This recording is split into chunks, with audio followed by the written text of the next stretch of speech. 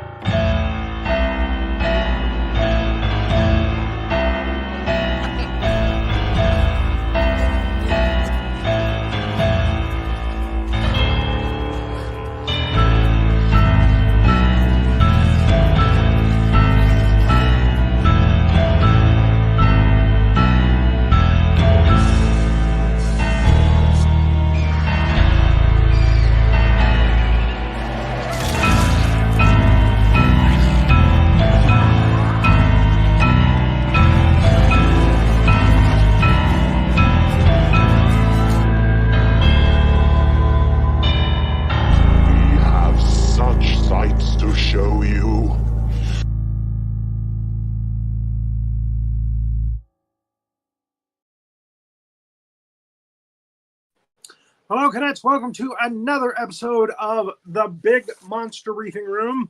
I am General Lemuel T. Howitzer, retired, and we are on, I believe it's show 151, which is kind of a milestone. We made it past 150 episodes. We have a brand new guest on this show. He's very knowledgeable about this particular training film we're going to talk about, and we'll bring him up in just a second. But first, let me bring up my able-bodied assistants, Major Millie Hazzard and Master Sergeant Havoc. It's a pleasure to serve, even in the hurricane. We hope that the swamp ape down there doesn't get riled up. We know the swamp ape does not like the hurricanes at all. Nope. Well, the reason you're mentioning the hurricane is because our guest is right in the middle of it, or it's passing right by his place right now. I am fairly close, but we're having relatively small winds. It's not so bad. I'm in Central Florida, so it's not so bad here. But in Tampa, we have Mr. Cary Harrison, and there he is. So at any time, the lights might go out. And the electricity may go out as opposed to my lights.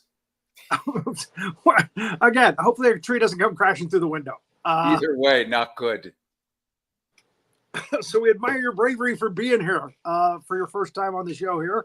I am Lemuel T. Howitzer. The other guy you're looking at looks like he's from Duck Dynasty. That's Master Sergeant Havoc. He's kind of a survivalist. Yep. And of course you've met hunkered down in my bunker. Yeah. So we're all kind of hunkered down right now, and we are going to talk about the day the Earth stood still. And you have seen this training film many times. Am I correct, Mr. Harrison? Oh, yeah. This is in my top 5 of the greatest films ever made for reasons we're obviously going to discuss. All right. Well, very good. This is in color, which may surprise you a little bit. I did send you the timeline a little early so you could get used to it. And again, we start out with a flying saucer, a UFO, traveling around Earth, and everybody's alerted to the presence of this UFO. And everybody's chattering about it. And that seems to be heading for, past Calcutta. And past the UK. And it finally starts to head towards Washington, D.C. And there's the BBC. And a girl smoking in the back of a cab in England. The radio guys are on the radio. Remember, there wasn't huge television back at this time. This was 1951. So radio was still the big thing. And there it is going past the Capitol. And these are great. Yeah. These are great. Oh, you didn't watch you didn't look at the timeline. Again, I was hoping to send it to you. I sent it to you like a week or so ago. Well, no, I did, but I saw them on an iPhone. This is like cool. Seeing them this way. All right. Okay. Can we go back a couple of slides? Sure. This poor guy is so frightened. He's turned gray. Stone. Yeah, the colorization program does that sometimes. Let's bring people up to speed on what's happening. So here you are. This is New York, or this is Washington, D.C., about 1949. And so no one has ever seen a flying saucer, much as here we've really never seen a flying saucer. But you can imagine this is 4 years after the end of World War II with propeller planes. And there's a flying saucer flying in, landing in Washington, D.C. People see this, talk about freak out, because you don't know. Is it the Germans? I mean, you just don't know. So we have no indication what this thing is, but it's loud and it's glowing and it's coming into the nation's capital. And these are the people that are seeing it. So yeah, and it just sets down in a little baseball park there. So they call in the tanks and the military and even the police. The switchboards are aglow. Everybody's calling everybody. And I guess this is their version of Walter Winchell. And this was a real guy. This was a real newscaster back then. Radio guy. Yeah. And of course, you had to wear a hat on radio because, well, you have to have credibility. Yeah. A face for radio. He had a hat for radio. So this thing touched down, and the military has already surrounded it. You know, we don't trust anything. We are such a barbaric world. We are. Look at this. Guns already trained on it. So, and again, before the movie Aliens and Predator, you know, way before then, you know, even back then we had the bloodlust. You know, I don't trust these guys. Yeah. So the man in the hat says, "Oh, something's happening. It's opening up." And you know, the guys are happy there with their guns, and the families are happy there. Look at the little girl with her camera ready. And this is a very important shot right here coming up. Because remember, this is 1951, age of segregation. And yet, Robert Wise thoughtfully put that into the movie, that shot. Robert Wise, a gay man, who also gave us all the winning World War II movies in the 60s. Yeah. So the ship opens up. And West Side Story. Yes. And The Sound of Music. And well, there it is. He came out by then. And Star Trek. So luckily there wasn't a 20-minute shot circling this ship. I digress. Oh, okay. Now I got to bust you on that because that's not fair. Star Trek: The Motion Picture, 20 minutes of just endless flying through V'ger and the rest of it. The music, Jerry Goldsmith, fantastic. Yes. What a good use, but 20 minutes. Okay, I get it. Okay, yeah, there's the engine. All right, okay. Okay, there's the restrooms. All right, got it. All right. Okay, there's the captain's shower. Oh.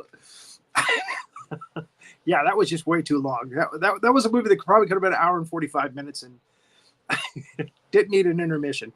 So we'd all been waiting, 12 years for a Star Trek movie. So, we had to see Captain Kirk's toupee, his curly hair, from his straight hair to suddenly, poof, he's got curly hair. How did that happen? Shut up. How did he get TJ Hooker hair? Wait a minute. Yeah. So out, you would expect a little better space outfit, but there you go. The helmet's a little kind of weird, but there it is. Guy comes out of the ship. He's humanoid. He has his hand up in the universal sign of peace, among the galaxies, and he reaches into his coat to pull something out. And of course, when you're in DC, you got to be careful when you make that move. So, they blast him. Without a question. Without a freeze, scumbag!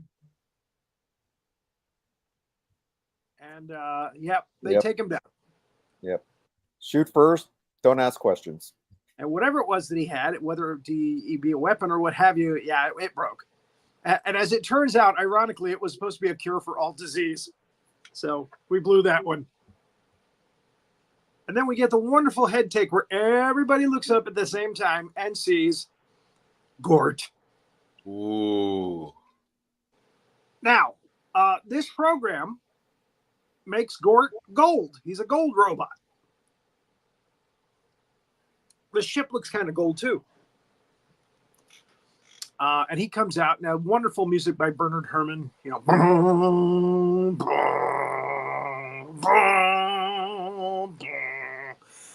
and you know, it's just very simple. Visor goes up, lights up. He starts zapping weapons. And yeah, they know they screwed up. That's the look of, oh, maybe we should have talked to him first before we shot him.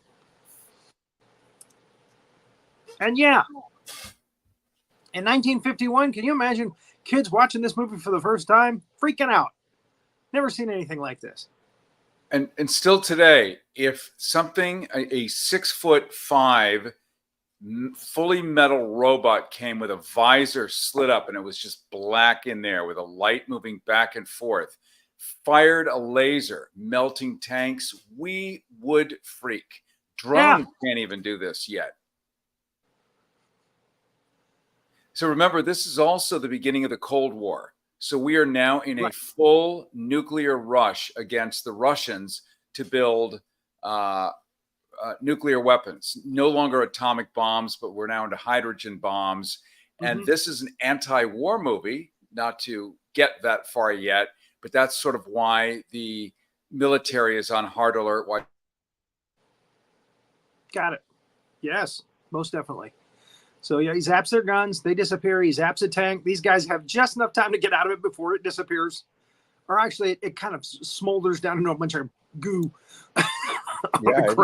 Yeah. They got that anti-aircraft gun laid out there pretty quickly, but it's gone. So he's like, Gort, hey, settle down. I'm okay. Those weren't his exact words, but you know, I paraphrase a little bit. But and he gets up and explains, "Hey guys, you know, you blew it. This was a present from us to you." And later he's going to basically tell them, you know, you just proved everything that you know I've been telling my bosses to, you know. Anyway, in the hospital, a government dignitary shows up. He talks to Klaatu, who's the alien. And Klaatu says, basically, I want to talk to all your world leaders. And he's like, he becomes Woody Allen all of a sudden. Yeah. It's going to be a tall Woody. He's like, well, yeah, you know, I mean, that's all well and good. But do you realize how hard it is to get these guys together in a room? Yeah. Klaatu doesn't care. It's like, nope, shoe on the table all the time. Yeah, come on. Exactly, yeah. And that's actually 11 years from now. So, you know, they're staked out outside. Gort does not move. The ship does not move. It closes up and it doesn't move. So they're just kind of staked out there by the ship. And again, the guy tells Klaatu, hey, I'll try, but you know, I'm not thinking I'm going to be able to get all these guys together. There's no, you know, in my mind, there's no way they're going to agree to that. So they're looking at his charts, the doctors, and the guy comes back with bad news. Yeah, didn't work. Sorry, I can't do that. But he also gives them another idea, which is there are brilliant scientists. And we might be able to get them together. You know, the most intelligent minds on the planet. And there's a message there. From the people that wrote this, the people that directed this, you know, the world leaders, they're not the smartest guys on the planet. So he escapes. He figures, hey, I'm gonna try to do that myself. And get those guys together. So he has a suit and a case. And the suit has been dry cleaned. So he gets a name, Carpenter, off the suit. He decides, I'm going to be Mr. Carpenter. And again, very stylish luggage for an illegal alien from another planet. Okay, so I said TV was not the most important thing now, but it is new, and it's, yeah, they're watching the TV. And I love this shot. He's talking about the alien. The alien's at large. He's, he could be dangerous. Again, not very untrusting. And all of these people in this boarding house turn around and see this guy in the front door. Yep, just in shadows, like, oh. Very ominous entrance. Did we lose Mr. Harrison? I think so. Wait, there he is. There he is. So your take on this this entrance, this intro to the good people in the film, the good, wholesome people of America. Well, one, you just did a beautiful job. Two, my electricity went out, so I've switched over to the mobile app here, which takes all the fantasy of my background away and just shows the raw truth. But we can hear you. You cannot hear. We can see you. No, we can hear you. We can see you. So that's good. I think you did a masterful job on getting those black and white screen grabs and colorizing them. It really tells a different story completely. Well, thank you.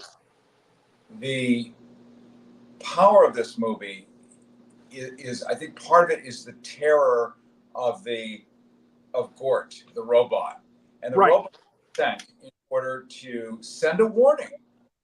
And that they were able to stop time, stop trains, stop watches, stop all cars. Every engine died, every machine died. The entire Earth stopped. Literally everything mechanical, even clocks stopped. Why? It's coming up. Power of what these international police were there to do, which was to stop savages, knuckle walkers, you and me, from blowing each other up with nuclear weapons. And just remember, a half a decade earlier, two of them, Nagasaki and Hiroshima, had dropped, killing 200,000 people in under 10 seconds, and that the Russians were building them at the speed of light, as were Americans, absolutely intent on using them. Right. So there was no even conversation about not using them or slowing them down. It was, we were going to get enough so we could get rid of the other guy. And this is how regular people were living it today. And Robert Wise realized that it's how we're still living. It's barbaric. Yes, that's right. Yeah. I was just watching stuff this morning. Putin is threatening nuclear, just to get his way. We can't get away from it. So the lights come up on him, and he's a regular looking guy, So he says, "Hey, I'm looking for a room." And of course, the kid goes up to him right away. The kids are trusting. And the nice lady who runs the house tells him, she's got a nice little room she can put him in, and she wanted him. You can see her thighs quivering in that film. She can have Mike for a night with no witnesses back in an era where no one's going to look. But remember, back then, she told him no visitors past 10 p.m. That's code for no women except me. And then she pulled off her shoes, peeled down the sport bra, and he began working on her areola. That was the different movie that you never. That's it's a whole different movie. I don't remember that scene. That must be in the deleted scenes on the DVD. Bonus features. At the breakfast table, they're all talking about, who's going to be the next president, and that's the look you get from across the table when you. I'm kidding. The guy on the far left is actually a character actor named Ulan Sul, and you might not recognize him right away, but he was. Ironically, a news reporter on the TV show Batman in the 60s. And later, he was the voice of Batman in the 1970s in the Super Friends and the Scooby-Doo movies where they, joined Batman and Robin. So I just threw that in there. Cool. So then we meet the woman that's staying here with her son. Her name is Helen, played by Patricia Neal. Her boyfriend, Tom, played by Hugh Marlowe. And she introduced him to Mr. Carpenter. He's a new guy staying here. He's like, okay, yeah, whatever. Little tension there, you know. And then Klaatu, or Mr. Carpenter, I should say, decides he's going to help take Helen's son out because she needs somebody to babysit while she goes out with Tom and has a good time. Wonderful mother. And she allows him to take him around DC. It's a Hey, I want different to go see time. the space saucer. Sure, kid. We'll go after that after we see a few things here I want to see. That was a different time, you know, when you could leave your adolescent son with a total stranger and not have to worry about him at all. Right. Here you are, little Timmy. Here's this grown man who wants to take you out and look at a flying saucer. It's Bobby. His name's Bobby. Sorry. By Billy Gray. Yeah, so he's like the Leave It to Beaver of this show. That happened. Gee, Mr. Carpenter, do you know, like, what do you think about aliens?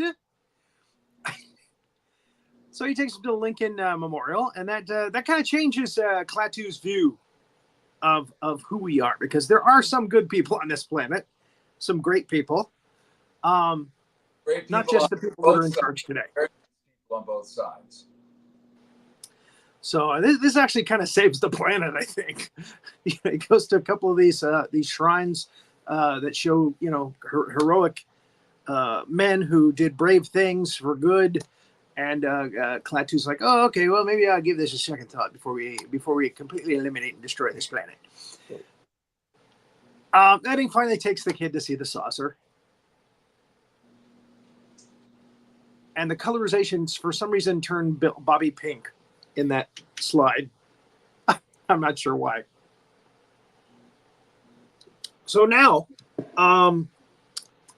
Carpenter decides to go to the head scientist in DC, his house. And of course, it's locked. And he looks in a window and he sees something written on the chalkboard there that the professor's been working on for a few months, an equation. He's like, oh, I can fix that right away. And he manages to find that door open. And he goes in and he changes a couple of things around on the chalkboard. And of course, the housekeeper or what have you comes in and she's aghast. Oh my God, he's been working on that for months and you ruined it. No, let him take a look at it.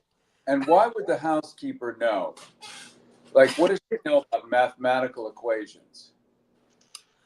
Well, all she sees is a stranger, you know, wiping away the doctor's work. That's all she cares about, you know. And she chastises him for it. And he leaves his name and his where he's staying. And he goes, after the doctor looks at it, have him contact me.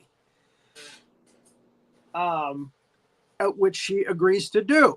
However, there's a little take here at the end of the scene, which I think is probably something the director threw in, a kind of last minute kind of thing.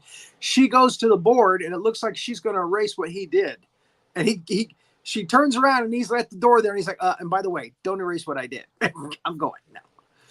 And she's like, oh, end of scene.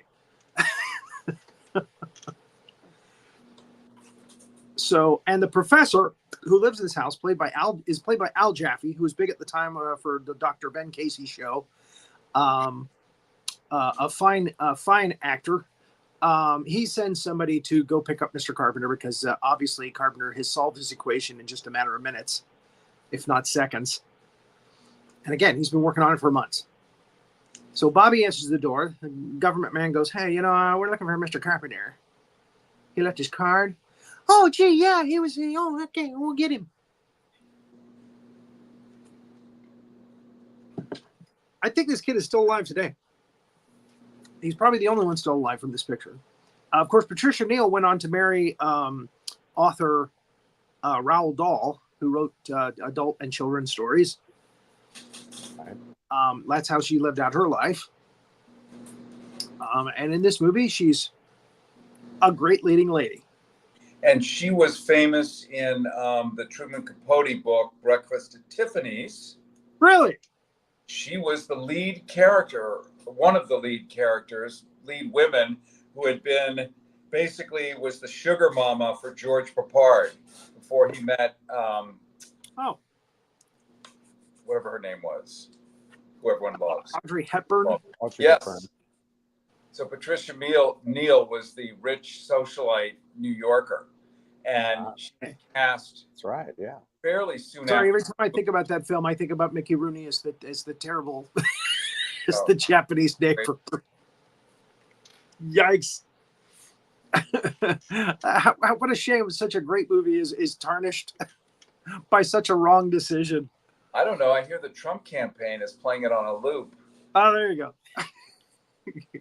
So, yeah, Mr. Carpenter is taken out just as Helen is coming back after a wonderful evening with Tom. She looks very satisfied. Tom looks very satisfied. And there they are. He's got to go see the professor. We went by his house today. And they take him away. And as the kid tells the mom more and more about Mr. Carpenter and the day that they had, she's like, well, wait a minute. This is kind of strange. And there he is, Sam Jaffe, I'm sorry. And he's like, this is amazing. How did you do this? And he explains, hey, I'm Klaatu. I'm an alien from another place in the galaxy. And yeah, that's easy stuff for me. We learned that in grade school. And he's amazed. He believes him, completely buys into it. And he says, well, what can I do? And he goes, well, I'm having trouble getting your world leaders together. So I'm hoping maybe you can get some of the greatest minds in the world together so that I can give you guys a message. And he's like, well, what I do to tell them, to prove to them that it's you, that you're the guy from another planet? What can you do something that will show them? And he says, well, yeah, tell me a time. And I'll make something happen at that time that will prove it. Easy enough. So he goes back to the house. And by the way, Aunt B from Mayberry, before she was in Mayberry, is also in this house.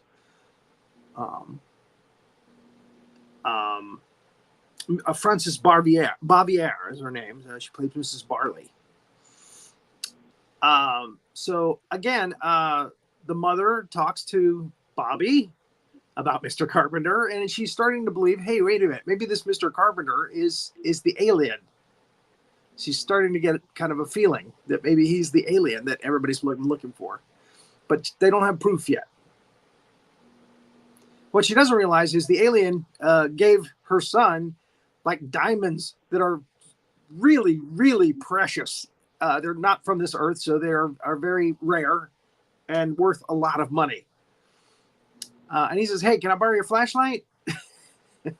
Sure, Mr. Carpenter. Well, I don't know. I'm a grown man giving a little boy diamonds. I think that's quite a day. We're not gonna go further than that. But the kid does follow him that night when he goes out with his flashlight. Yeah, I want to know what he's gonna do with my flashlight. And amazingly, he goes to the spaceship. Yeah, and he starts signaling to Gort on the wall in front of Gort with the flashlight. Does a little alien Morse code there. And it wakes Gort up. And Gort goes and clobbers the two guards that are outside the front of the spaceship. Ironically, just two guards. And it can't be too late because, Bobby was still up. So it must be like 11 o'clock, You would think they would have more guards on the giant gold robot that zapped all the stuff. But again, he wasn't moving around, so they were like, he's not moving. So the ship opens up. Klaatu is able to go in. The kid sees it. It's like, okay, that's it. He's the alien. He's the guy.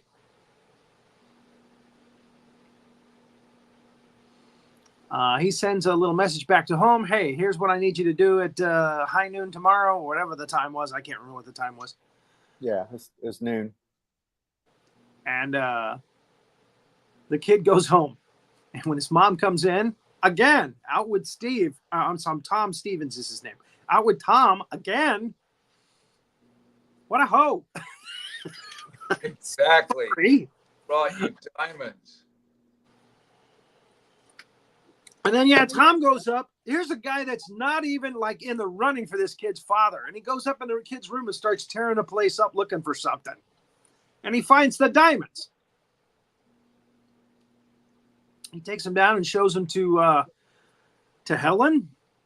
And the kid's like, yeah, those are the diamonds Mr. Carpenter gave me when we went to the, we went to the photo shoot at the Arlington Cemetery.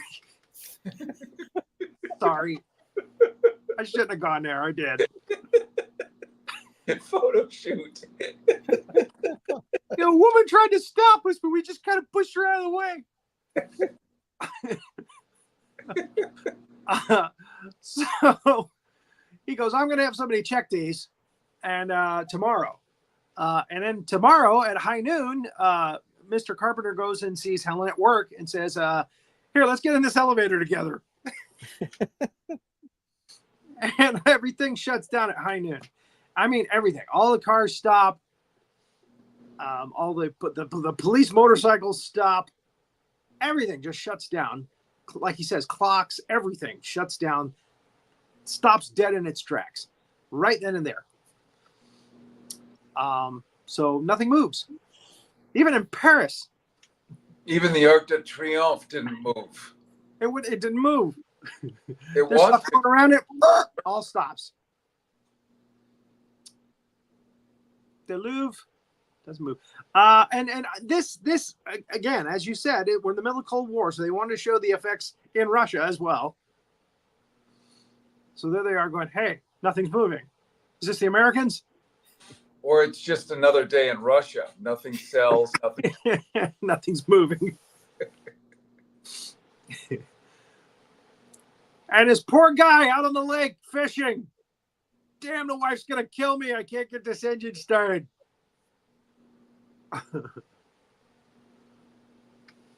And Smokey and the Bandit, I think the sheriff tried to jump this bridge. I think so. Sheriff Buford T. Justice. I'm going to get that bandit, damn it. Either that or the Duke boys. That was 30, 40 years later. I'm sorry. The bullet train stopped dead in its tracks. That's the bullet train. I can't even make a phone call. Damn it. So yeah, the government is perplexed.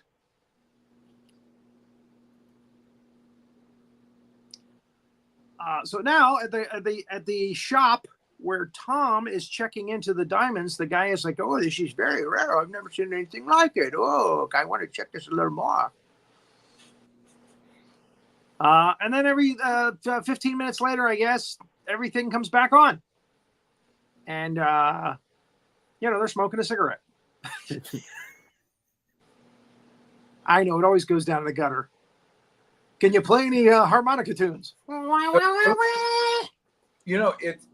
should. What do you know when you're stuck in an elevator? There should have been a love scene between Klaatu and her. But I think because of the time it was in, she's already dating a guy, so she doesn't have eyes for him. But he was dashing and had swagger, unlike that chump that was her. Unlike Hugh Marlowe. Yeah, Hugh Marlowe, right. That leading man wannabe. Yeah. Okay, so step up the hunt for the spaceman. Hey, we don't want him stopping the planet again. Find him, you kill him. Washington quarantined. Which is, sad for Seattle because he wasn't even there. No, kidding. They should have said DC. I'm sorry. Splitting hairs. So anyway, she tells him, hey, Mr. Carpenter's the alien. And he's like, hey, did you know how much a guy offered me for that one of those diamonds? He goes, I'm calling the government, man. We're going to shake this guy down for more of those diamonds. He turns out to be a real turd. Mm-hmm. So he's called it in to the government. The government starts sending stuff over towards her neighborhood. She gets into a taxi, rushing to her house to warn Klaatu, Mr. Carpenter. There's a pink taxi, or a pink military Jeep. Yeah, again, the colorization program sometimes gets a little wonky. So she pulls up just in time, and Klaatu gets into the back of the taxi with her. And they drive off just before the military shows up. She explains she knows who he is. He goes, okay, I'm Klaatu. Okay, if anything happens, I need you to tell Gort this. Klaatu Barada Nikto. And he makes her repeat it. And they are watching him go by, these people from the military that are staked out in all the corners. So they know it's him. And they're like, she's just past this point. One of those. And he realizes they've got roadblocks and stuff set up. So he jumps out of the car and runs. He doesn't want anything to happen to her. And they shoot him because that's us. Yeah. No warning shots, nothing. Just, yep, plug him. Plug him in the back. Damn it. Yep. Right here in this crowded neighborhood. Just shoot him in the back. Don't let him get away. We gotta study this guy. So, I mean, and they already got a full medical chart on the guy. So, yeah, he said, don't forget, Klaatu Barada Nikto. Because if you forget, that's it. I'm done here and now in this scene. This is my last scene. So they have explained to the smart guys from all around the world that are coming here that Gort has been encased in I guess some kind of plastic. And Gort starts to zap at it because he's already gotten the signal that Klaatu has been shot, I guess, somehow. So he is melting this plastic that is around him, that has been coating around him to keep him in place. Well, this was a big deal because this lucite stuff, that was like brand new. It just come out. That's why it made such a big deal about it. Like, it's new scientific discovery. Ooh, they've encased him in lucite. Yeah. They've encased him in carbonite. I'm sorry. Yeah, and think about it. We've never seen a substance like that before. So he was encased in a perfect footlocker shaped, absolutely translucent. We don't know what it's made out of. Cube. Yeah. The thing that I always wondered, though, so they shoot the military, or they shoot Klaatu. He's there. The woman's there. Why didn't they arrest her, like, right on the spot? Why didn't they figure out? Or did they think it's some random woman? Well, she was wearing pearls and high heels. There you go. Well, yeah. Amongst all the confusion, she clattered away on those high heels. Yeah, she just with her pearls. You could hear with her pearls. Yeah. It'd have been a very short movie. All right, you're coming with us. We're putting you in solitary. Then Gort would have destroyed the world. That would have been a different ending. Gitmo and waterboarded her now. And again, I remember as a kid wondering what the hell would have happened if Gort had just gone berserk and just, he's probably got a jetpack that'll pop out the back and he'll probably just fly anywhere and just destroy everything. They remade this movie with, of all people, Keanu Reeves.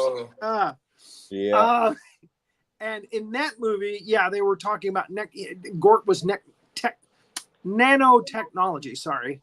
Mr. Lips and Mr. Tongue. Nanotechnology. So he's a bunch of little robots flying around, destroying everything.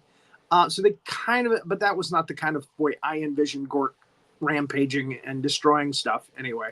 So she clattered away, got away, and she goes to the place there, and he kills. He just zaps. He doesn't even knock their heads together. He just zaps these two poor schmoes. Somewhere I read that not Guy Hamilton. Is it Guy Hamilton? The guy from Lost in Space. Oh, yeah. Guy Hamilton, the one who plays the father. He is one of the guards in this movie. Really? Oh. Yeah. I haven't found him yet, but he's one of the guards in this movie. He's credited as being one of the guards in this movie. So she goes up to Gort. He's about to zap her. His visor goes up again. His light starts going. And by the way, Battlestar Galactica totally ripped him off. I just say it reminds me of the Cylons. Yeah. and I don't think anything was done about that. I don't think there was any lawsuit pending. Nothing. It was a 20th Century Fox production, is why. Okay, so they're like, yeah, leave it alone. Leave it alone. Yep. Homage. It's homage, okay? They're not going to So sue famous themselves. scene. She says, Gort Klaatu Barada Nikto. She gets it right. Unlike Ash In Evil Dead, yeah. in Army of Darkness, who totally forgets. So he picks her up and takes her into the ship. Why not? Bah, bah. Now I'm going to show you my goldenrod. Again, it always goes there with me. I'm sorry. So yeah, he sets her down on a little chair there, does a little movement, and then he leaves her there. Just stay here, bitch. I'll be right back. Oh, I want him. So yeah, he goes off to get Klaatu. Yep, women and mechanical devices. What can we say? It's homage. It's homage. It's so much. Well, look at that shiny head. I'm just saying.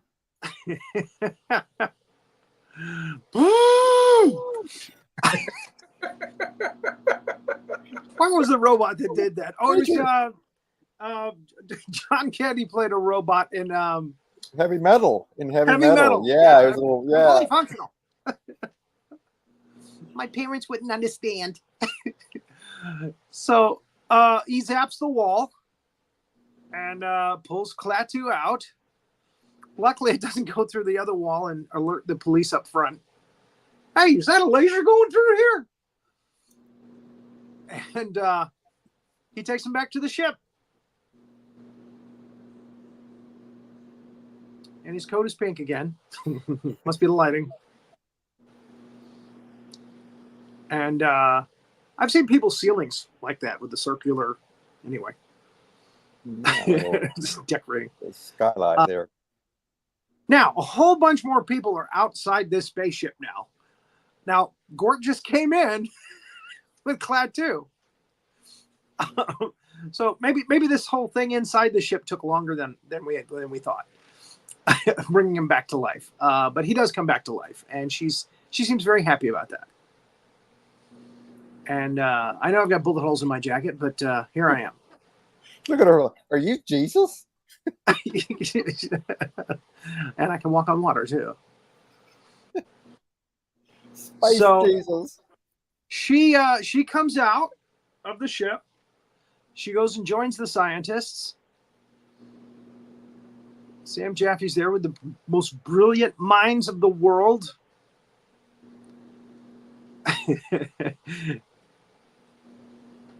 And Klaatu comes out in his space outfit without the helmet this time, because he didn't want to look silly. Look like a bug, because we know what happens to bugs in the military. They get squashed. Yep. So he explains to the people of the international news affiliates and the brains of all the finest minds, the scientists of the world, that they are the policemen of the universe, and our planet is considered to be dangerous because of all the war and again the progression of military war and action, and we're a threat. Once we become a threat to the galaxy, they're going to have to put us down. So he's warning us. You better watch your ass. Basically, in a nutshell. And we're a threat because the Germans had invented the V2 rockets. We were delivering on new used rockets. So they thought, and they said, next thing you know, you guys will be able to enter, leave this planet. We were talking about going into space at that time too. Space programs were just around the corner. So he says it very nicely. He doesn't make it sound like, fuck you, we're going to kill you. He says it nicely. And then he gets back into his gold ship with his gold robot, who is a police officer, and they take off. And there was peace and tranquility from then on. And obviously, we didn't listen. Of course not. At all. Which is the big irony of this picture. We did not listen at all. So we're just waiting for Gort to come back. So hell, man, that was like what, 70 years ago? And you'd think we would have learned our lesson by now. Yeah, but nope. All right, so you have been surprisingly reserved, Mr. Harrison. I've seen you talk about this. He's lost power again, unfortunately. No! Oh, yeah, we lost him. So yeah, we've gone through this timeline in 45 minutes when I thought it was going to take 2 hours. Okay. He really knows a lot about this film and what it stands for. So I'm hoping he'll be able to come back. Yeah. Yeah. There's no doubt that what we had achieved militarily at that time, who would have thunk? Who would have thought that the cavemen, you know, with their bashing the ground with their bones would end up at that point, 1951. Yeah. And there he is. Good, he's back. Power went out again. And we would, you know, be at that point. And as Mr. Harrison also pointed out, we were coming into the Cold War, not trusting the Russians. So, Mr. Harrison, are your recap thoughts before your power goes out again? Well, so this is a seminal movie. It's an important movie because, one, it was the first real science fiction movie. We'd had Buck Rogers in silent films. We'd had a bunch of clunky sci-fi movies, but this was the first big, proper Hollywood production with real everything, including Bernard Herrmann's incredible score, which is still the template for science fiction music. And they still play with theremins as an homage to him. A great director like Robert Wise did it in black and white on purpose so that people could relate to it. There was color coming.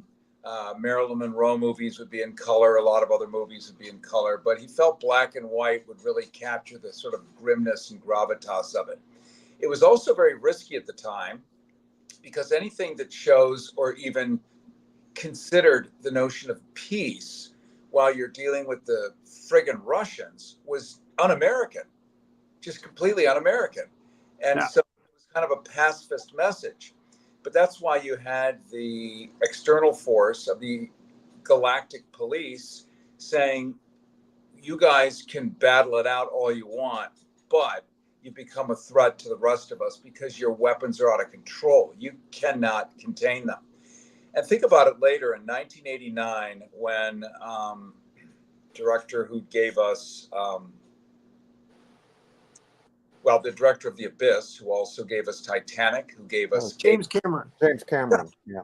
James Cameron did The Abyss, was basically the same movie, just underwater, hidden aliens, same threat, same everything. And it was masterful and radical because it was at the end of the Reagan era.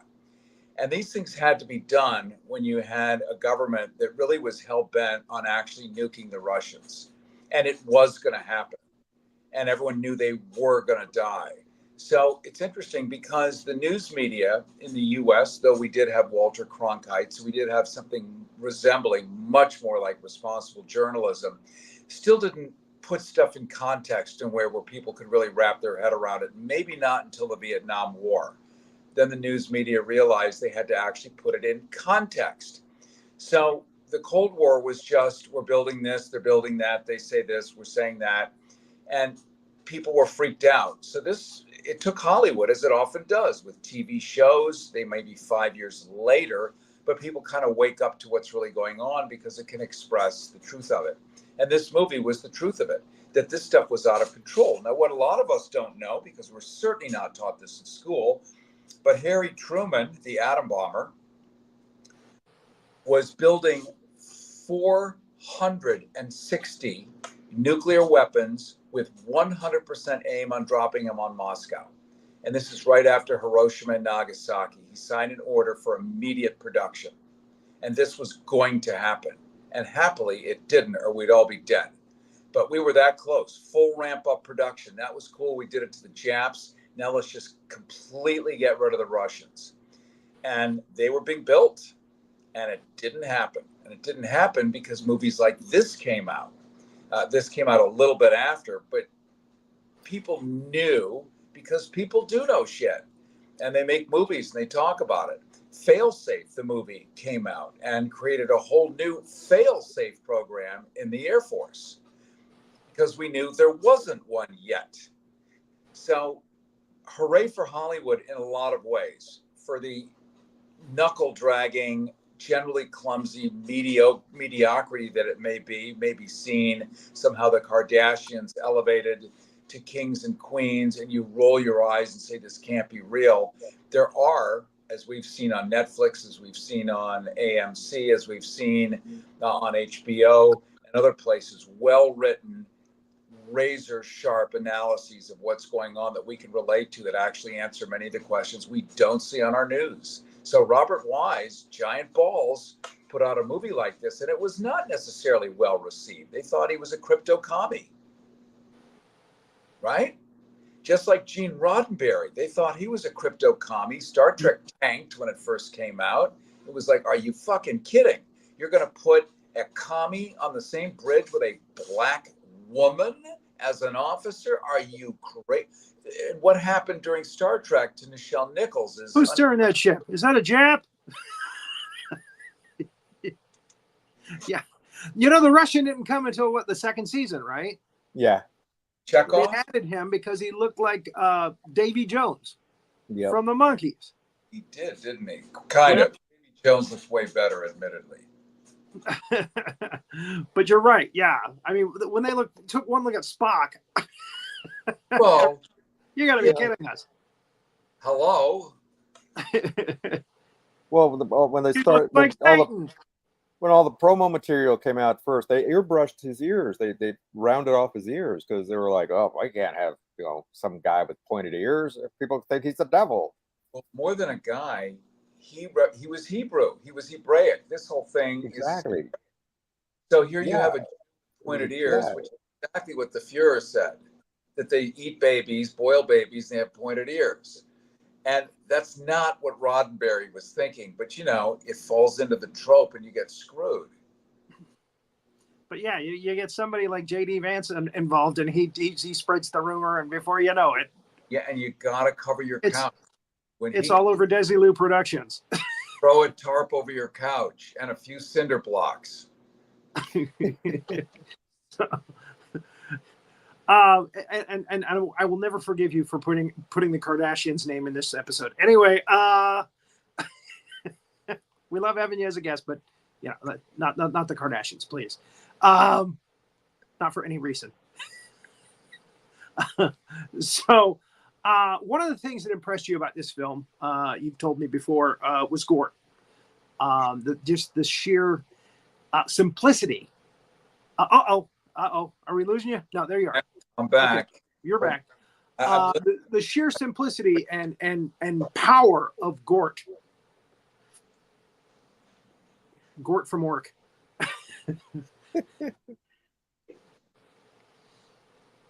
He went off to get a sandwich. He'll be back. Yeah. He went off to put some more tape on the window. It's too late. Yeah, the simplicity and power of Gort. So still, they're the two greatest robots ever made. Well, three. Robbie the Robot would be the one after Gort. And then the one from Lost in Space, Robot B12, I think, or B2, whichever it was. And Gort. But Gort is absolutely, hands down, still the single greatest robot ever built. It is just sleek, seamless metal from top to bottom. And the only thing it does is a visor flips up and out comes a laser that can melt entire tanks. And then you add the music behind it. And this is where Bernard Herrmann had been interviewed later when he did his very last score in 3 weeks and then died of a heart attack because it was directed by Scorsese, Taxi Driver. Right. And Scorsese was like, God damn it, we're on deadline. You know, you got to finish the score. And so Herman stayed up all night for weeks in London. And he was not 20 years old anymore. He was, you know, in the last third of his life. Yeah, probably in his 60s. It killed him. But he was interviewed before his death, and he was asked about movie music and what was the point. And of course, he became famous for the Hitchcock movies. That's where we all learned about Bernard Herrmann, from Marnie, from Psycho, most famously. I mean, that really put him on the map. And he said, I think I've told this story before, but Hitchcock hated the film Psycho when it was first put together. And he said he was going to turn it into a 1-hour episode of his TV show. Oh. And Bernard Herrmann said, let me take a look at it. And he did that. It was all strings. There was no brass or anything in the score. He always liked to do experiment with stuff like that. And he put the score to that thing, and it made it pop. Yeah. Yeah. So it's actually Bernard Herrmann that made that film a success. And also, Herrmann was famous for, here's your budget of $20,000 for the score. And Herrmann would say, great, I need 450 pieces. I need this, I need that. And then, you know, almost half the budget ended up being the music score. And then just 20th Century Fox or Universal would go out of their mind because they were way over budget for the music. But yeah. But it was worth every dime.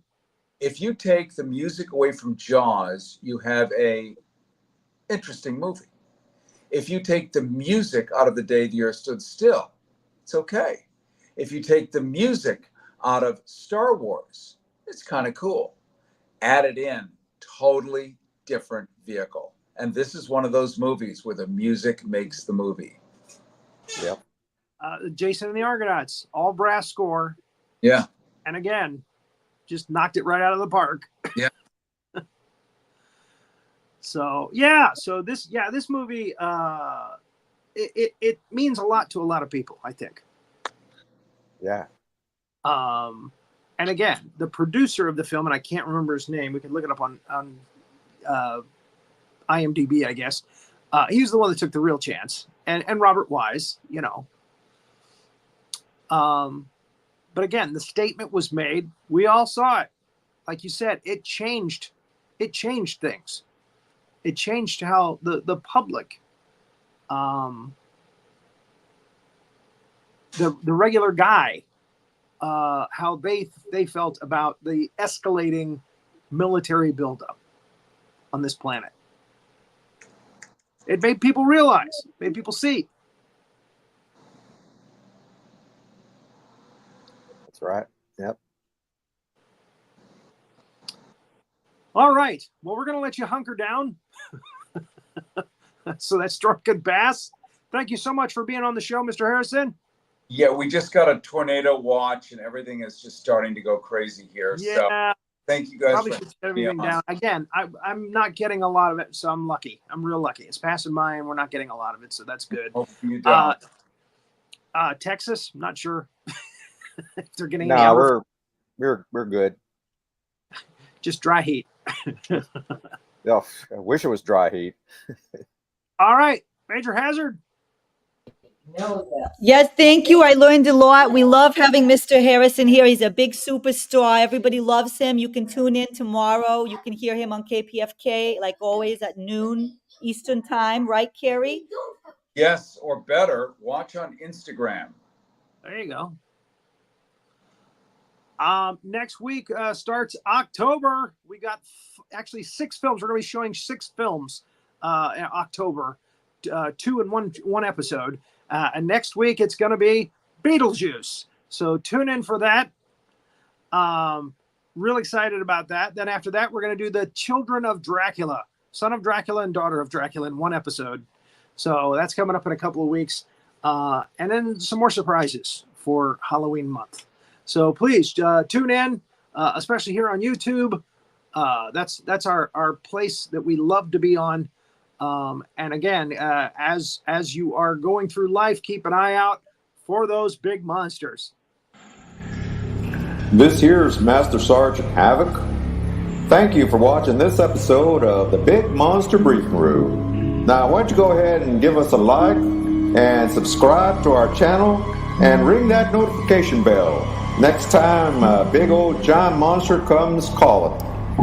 See y'all later.